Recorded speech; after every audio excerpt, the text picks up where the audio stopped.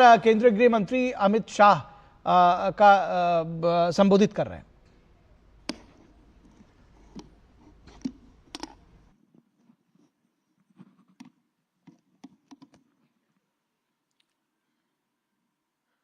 आज के इस कार्यक्रम में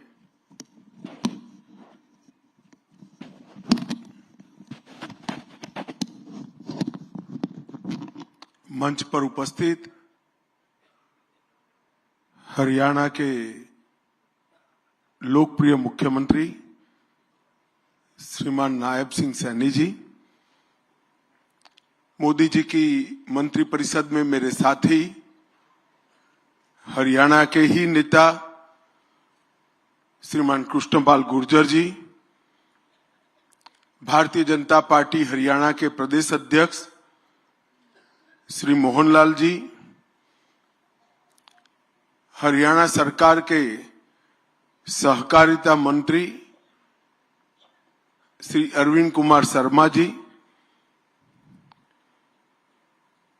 श्री अनुराग रस्तोगी, मुख्य सचिव हरियाणा सरकार, श्री आशीष कुमार भूटानी जी, सचिव सहकारिता भारत सरकार, श्री सुधाकर चौधरी जी, अध्यक्ष क्रिप्को, और आज इस कार्यक्रम में आए हुए सहकारिता से जुड़े हुए सभी भाइयों बहनों को मेरा राम राम प्रणाम। आज गीता की भूमि, हरि की भूमि हरियाणा पर आकर आप सबको मिलकर सच अर्थ में बहुत बहुत आनंद और खुशी हो रही। हरियाणा ने हमेशा देश की खाद्य सुरक्षा, दूध उत्पादन और खेलों के मैदान में देश के लिए पदकों की झड़ी लगाने का काम हमारे हरियाणा ने किया है। मोर्चा कोई भी हो, मैदान कोई भी हो, हरियाणा का किसान, हरियाणा का जवान और हरियाणा का खिलाड़ी, इसने हर मोर्चे पर हमारे तिरंगे को शान से ऊपर उठाने में भारत का सम्मान किया है। आज भी देश के विकास का इतिहास जब कोई अध्ययन करता है तो वो कालखंड को भूल नहीं सकते। उस वक्त तो हमारी आबादी बहुत कम थी, फिर भी वो आबादी को खाने के लिए अमेरिका से लाल गेहूं मंगाने पड़ते थे। ये हरियाणा और पंजाब की ही भूमि है जिसने देश को अनाज के मामले में आत्मनिर्भर कर दुनिया में सम्मान दिलाने का काम किया। छोटा सा प्रदेश होने के बावजूद कोई भी सीएपीएफ उठाकर देख लो, तीनों सेनाएं देख लो, आबादी के अनुपात में सबसे ज्यादा जवान मां भारती की रक्षा के लिए देने का काम हमारी हरियाणा की वीर माताएं करती है। और उनकी बहादुरी के चलते ही कई सारे आक्रमण सफलता के साथ भारत की सेनाएं और भारत के सशस्त्र बल विफल कर पाए। और धाकड़ हरियाणा के धाकड़ खिलाड़ी हरेक खेल में देश का मेडल की तालिका में ऊपर उठाने का काम करते हैं। जो हरियाणा इतिहास से भी जुड़ा है, धर्म से भी जुड़ा है, आध्यात्म से भी जुड़ा है, परंपराओं से भी जुड़ा है। वो हरियाणा आज धीरे धीरे कृषि और सहकार दोनों के सुयोग से किसान समृद्धि के नए आयाम लिखने जा रहा है। मित्रों, आज मौका है अंतर्राष्ट्रीय सहकारिता वर्ष में क्रिप्को द्वारा एक सेमिनार आयोजित किया है। यही सेमिनार में मिल्क चिलिंग सेंटर, हफेड का आटा mill, RuPay platinum card, model PACS का पंजीकरण और सहकारिता वर्ष का पोर्टल, जो पूरे देश की सहकारिता की इंफॉर्मेशन सहकारिता से जुड़े सभी किसानों को देगा, उसका यहां पर लोकार्पण हुआ है। मित्रों, हम सब जानते हैं कि देश की 70% आबादी, हमारी आबादी का एक बहुत बड़ा हिस्सा गांव में रहता है। हमारी आबादी के बहुत बड़े हिस्से का डायरेक्ट या इनडायरेक्ट जीवन यापन भी खेती के आधार पर होता है, किसानी के आधार पर होता है, पशुपालन के आधार पर होता है।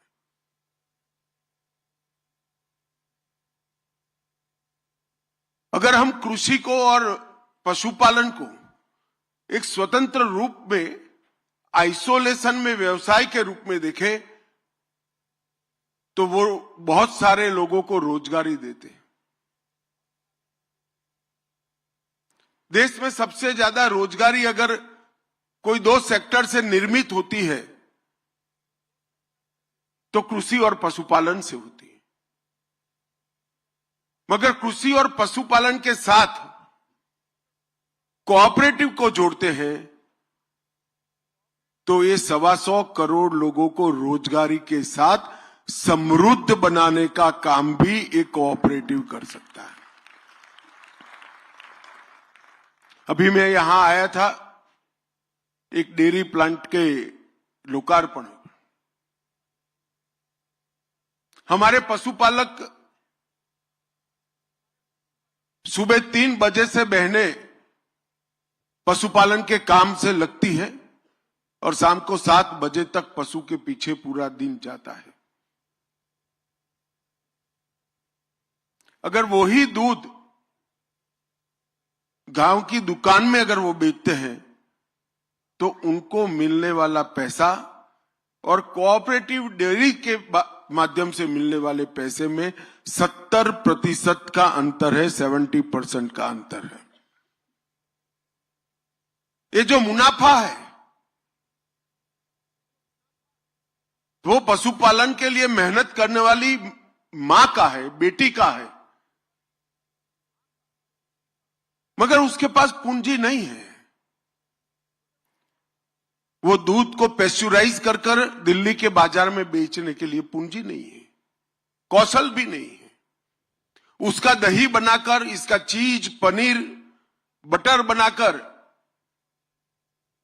बेचने का कौवत नहीं है।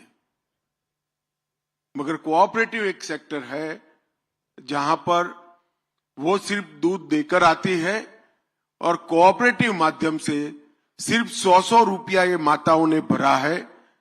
और गुजरात में आज अमूल 36 लाख बहनों को 90,000 करोड़ रुपया हर साल वितरित करती है।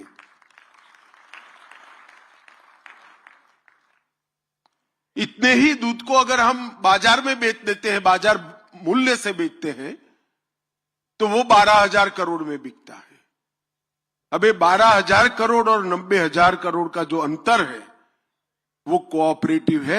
इसी के लिए कहते हैं कि पशुपालन, कृषि और कोऑपरेटिव तीनों को मिलाया जाए तो सहकार से समृद्धि का सृजन हो सकता है। हमने कृषि और पशुपालन को हमेशा रोजगारी की दृष्टि से देखा है, मगर नरेंद्र मोदी जी ने केंद्र में सहकारिता मंत्रालय की स्थापना कर एक नया मंत्र दिया, सहकार से समृद्धि। अब रोजगार के साथ साथ समृद्धि को भी जोड़ने का काम किया है। अभी मैं पार्लियामेंट की सहकारिता मंत्रालय की परामर्शदाता समिति को लेकर गया था, वहां बहनों के संवाद करता था। मुझे संवाद की शुरुआत में बताया गया कि यहां वही बहनें बैठी हैं जो साल में 50 लाख रुपया से ज्यादा इनकम कर रही है, वही बहनें बैठी हैं। अब सिर्फ दूध और गोबर डेयरी को देकर 50 लाख से ज्यादा आय जिनकी है, ऐसी 100 से अधिक बहनों के साथ मैंने खुद संवाद किया है और मैं 3 तहसील की बात कर रहा हूं। ये पोटेंशियल भारत की हर तहसील में पड़ा है, जरूरत है इसका दोहन करने की। मोदी जी ने अपनी सरकार आने के बाद कृषि के आधार को भी मजबूत किया और कोऑपरेटिव के माध्यम से मजबूत की हुई कृषि को किसान को समृद्ध बनाने के लिए उपयोग करने का काम किया। कम पानी, कम केमिकल और कम जोखिम रिस्क, ये नई कृषि नीति की नींव है। इरिगेशन को वैज्ञानिक तरीके से कर कम पानी में ज्यादा फसल लेना, प्राकृतिक खेती के माध्यम से फर्टिलाइजर का उपयोग कम करना और भूमि के परीक्षण से ऐसे क्रॉप का चयन करना जिसमें रिस्क कम से कम हो। Soil health, water security, institutional credit, market access, product का प्रोसेसिंग, पैकेजिंग और मार्केटिंग, ये सबसे के माध्यम से किसान की आय बढ़ाना और धीरे धीरे सब्सिडी निर्भर कृषि की जगह सस्टेनेबल कृषि, सातत्यपूर्ण मुनाफा कमाने वाली कृषि की दिशा में हमारा देश आगे बढ़ा है। और इसके लिए जल और मिट्टी की सुरक्षा, उसका परीक्षण, ऑर्गेनिक फार्मिंग, क्लाइमेट चेंज का प्रभाव कम करने वाली खेती, डिजिटल कृषि मिशन और कोऑपरेटिव, इस सभी वर्टिकल्स को हमने आगे बढ़ाने का काम किया है। और मैं कुछ बातें किसानों के सामने रखना चाहता हूं। 2014 में जब मोदी जी आए तब इस देश का कृषि बजट 22,000 करोड़ रुपया था। जरा ध्यान से सुना है सबने? मैं फिर से बोलता हूं, 2014 में मोदी जी प्रधानमंत्री बने तब इस देश का कृषि बजट 22,000 करोड़ रुपया था। कितना था? और अब 22,000 करोड़ के कृषि बजट को बढ़ाकर 1,27,000 करोड़ करने का काम भारतीय जनता पार्टी की सरकार ने। ग्रामीण विकास का बजट जो कमोबेश कृषक जहां रहता है वो क्षेत्र के विकास के लिए होता है, गांव के विकास के लिए होता है, वो 80,000 करोड़ था।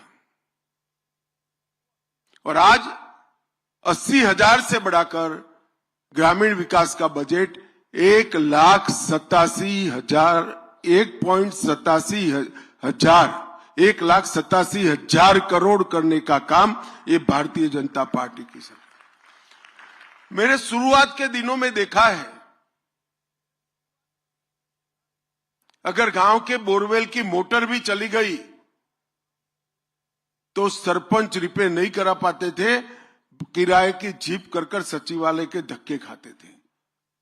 कोई सरपंच ऐसा नहीं है, और हरियाणा में तो जरा भी नहीं है। अभी अभी चुनाव गया है, मैं हर गांव में जाकर बजट पढ़ता था, जिसको 10 साल में 10 करोड़, 20 करोड़, 25 करोड़ रुपया गांव के विकास के लिए न मिला हो, ऐसा कोई गांव नहीं। और ये बहुत बड़ा परिवर्तन अप्रोच का है।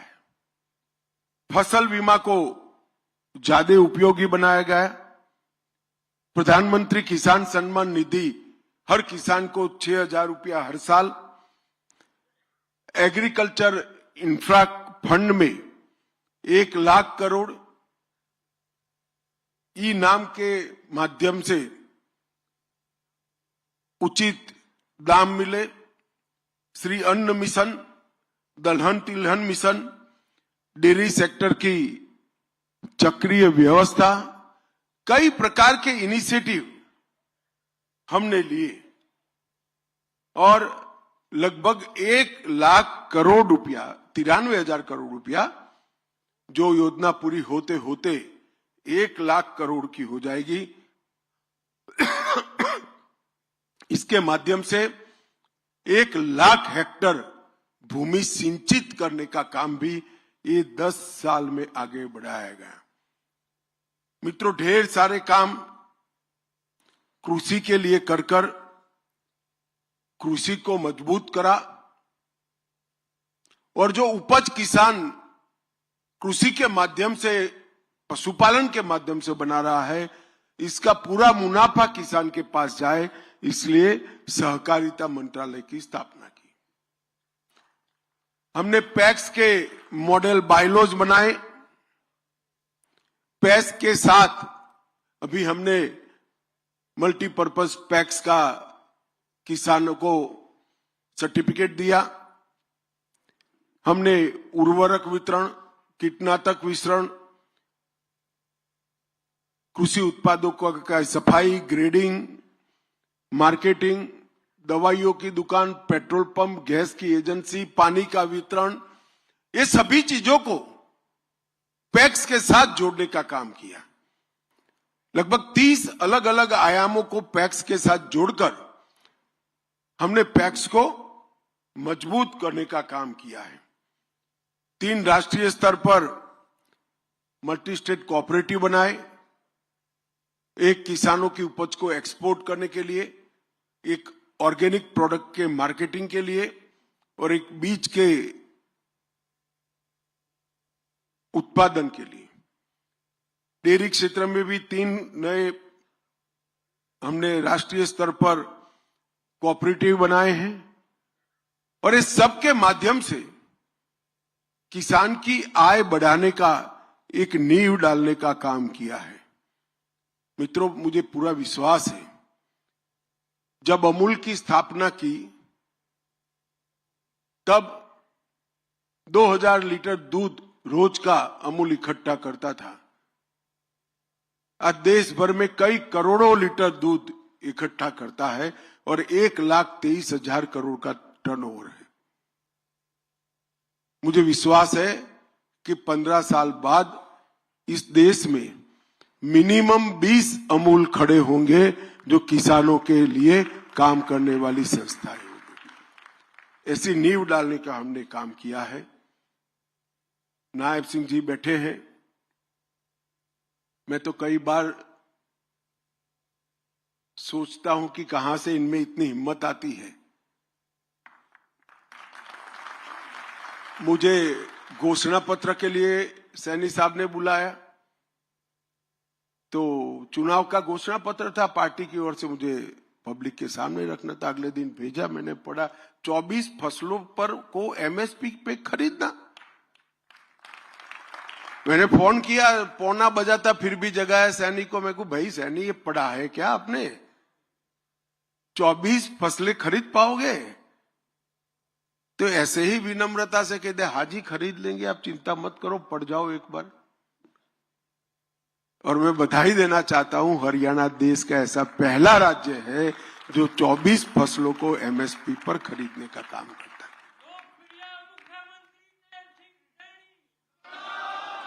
और जो खरीदते हैं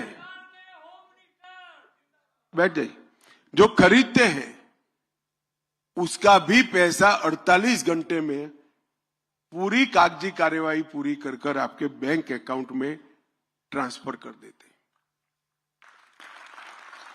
मैं सहकारिता मंत्री हूं, अनेक राज्यों से चीनी मिलने वाले और गन्ना किसान दोनों मिलने आते हैं। अब सैनी जी के कारण देश भर की सरकारों की हालत खराब है, क्योंकि सबसे ज्यादा गन्ना का दाम अगर कोई राज्य में दिया है तो सैनी ने हरियाणा में देने का काम किया। 108 मंडियों को ई नाम पोर्टल पर उन्होंने जोड़ दिया है। पर ड्रॉप मोर क्रॉप योजना में 85% सब्सिडी आज हरियाणा सरकार देती है। कृषि भूमि पट्टा विधेयक भी लेकर आए और ऐसे टोलों तक पानी नायब सिंह ने पहुंचाया जहां पिछले 40 वर्षों से कभी पानी नहीं पहुंचा था। ये बहुत बड़ी उपलब्धि है। और 2088 अमृत सरोवर बनाकर पानी को नीचे पहुंचाने की भी व्यवस्था की है। हरियाणा में ढेर सारी इंडस्ट्री है, गुड़गांव है, जीएसटी भी आता है, इनकम टैक्स का हिस्सा भी बड़ा आता है। मगर मैं स्पष्ट रूप से मानता हूं कि हरियाणा का किसान अगर खुश नहीं है तो हरियाणा की सरकार ठीक नहीं चल रही है। और नायब सैनी ने हरियाणा के किसान को हंसता कर दिया, ये सबसे बड़ी उपलब्धि है। मित्रों, आज क्रिप्को ने यहां पर इस सम्मेलन आयोजित किया है। लगभग 7000 सहकारी समितियां क्रिप्को के साथ जुड़ी है। हजीरा और शाहजहांपुर मतलब उत्तर प्रदेश और गुजरात में 2 परिसरों के माध्यम से 34 लाख मैट्रिक टन यूरिया ये बनाते हैं और 10 lakh metric tonne complex fertiliser का सेल करते हैं और 6.5 लाख टन डीएपी विदेश से सस्ते दामों से ये लाकर वितरित करने का काम करते हैं। एक मानों में किसान की समृद्धि के लिए क्रिप्को ने नींव डालने का काम किया है। मित्रों, आज मैं एक और बात कर जाता हूं। इस देश में बहुत बड़ा वर्ग ड्राइवरों का है, ऑटो चालकों का है और अब नया जमाना भी आया है। मोटरसाइकिल लेकर मोटरसाइकिल को टैक्सी बनाने वाले युवा भी निकले हैं। कई सारी कंपनियां देश में टैक्सी का काम करती है, मगर उसमें मुनाफा टैक्सी ड्राइवर के पास नहीं जाता है, मालिक के पास जाता है। सहकारिता मंत्रालय के इनिशिएटिव से हम 1-2 माह में ही भारत टैक्सी लेकर आएंगे, जिसका मुनाफा एक आना हमारे ड्राइवर भाई के पास जाएगा। और मुझे विश्वास है इससे रोजगार की कई नई क्षितिजें हमारे ड्राइवर भाइयों के साथ लिए खुलेगी। सिर्फ मुनाफा मिलेगा इतना नहीं, इनकी इंश्योरेंस की व्यवस्था, इनकी टैक्सी पर एडवर्टाइज की ऑर्गेनाइज व्यवस्था और ये सारा मुनाफा भी अंततोगत्वा उनके पास जाएगा। ग्राहक की भी सुविधा बढ़ेगी और टैक्सी ड्राइवर समृद्ध भी होगा। ये भारत सहकारिता टैक्सी बहुत कम समय में आने वाली है और मुझे विश्वास है देखते देखते ये भारत की नंबर 1 टैक्सी चलाने वाली कंपनी बन जाएगी, इसका मुझे विश्वास है। आज सहकारिता वर्ष के अंतर्राष्ट्रीय सहकारिता वर्ष जिसका उद्घाटन सम्माननीय मोदी जी ने किया था, इसके उपलक्ष्य में आज यहां पर ये कोऑपरेटिव सम्मेलन लिया गया है। 1 साल तक देश भर की पैक्स से लेकर एपेक्स तक सभी संस्थाओं ने सहकारिता वर्ष के माध्यम से सहकारिता के विचार को नीचे तक परकोलेट करने में बड़ी भूमिका निभाई है। भारत में सहकारिता आंदोलन लगभग 125 साल पुराना है, परंतु मैं स्पष्ट रूप से देख रहा हूं नरेंद्र मोदी जी ने जो इनिशिएटिव लिया है और 125 साल तक ये सहकारिता आंदोलन बुलंदी पर जाएगा और ग्रामीण क्षेत्र में विशेषकर समृद्धि का कारण बनेगा। आप सभी लोग यहाँ आए, कार्यक्रम को सफल बनाया और क्रिप्को को विशेष करके उसके चेयरमैन, इनके बोर्ड ऑफ डायरेक्टर भी यहाँ बैठे हैं, इस सभी को मेरी हृदय पूर्वक की बहुत बहुत शुभकामनाएं और बधाई। मेरा आप सभी को प्यार भरा धन्यवाद। नमस्कार।